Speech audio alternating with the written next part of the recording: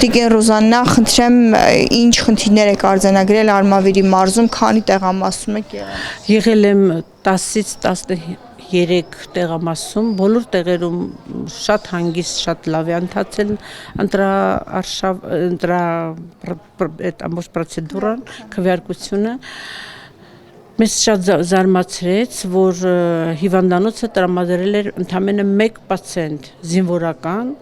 հնարավոր չի, որ հիվանդանոցում լինեին տրավմատические отделения, խիրուրգիչսկի ծննդաբերած կանայք կան, այդ բոլորը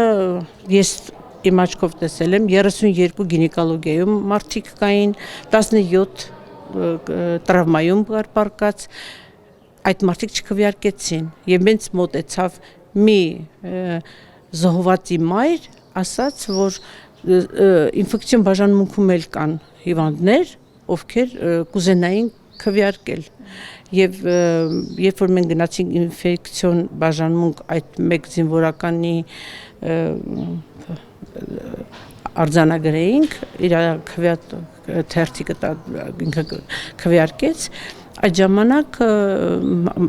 փոքր երեխաների մայրիկներ էլ կային, նրանք էլ ցանկություն հայտնեցին, ոչ ոք չտվեց մեզ ցուցակ այդ մարդիկ քվեարկեին, բնականաբար նրանք չգնացին քվեարկելու եւ մնացին առանց քվեարկելու, այսպես ասած։ Հիմա ձեր կարծիքով որտեղ ով էր թերացել, որ ոստիկանությունն էր թերացել։ Ոստիկանությունը ոչինչ մեղք չունի,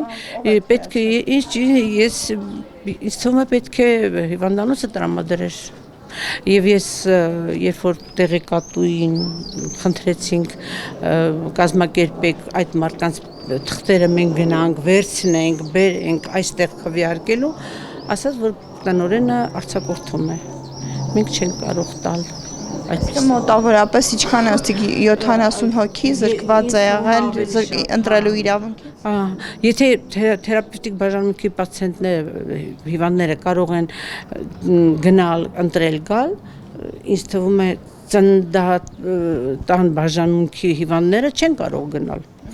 Ինձ թվում է ում ոտքը կոտրված պարկած է, նրանք չեն կարող գնալ։ Ես այդ մասին տեղյակ պահեցի շտաբում։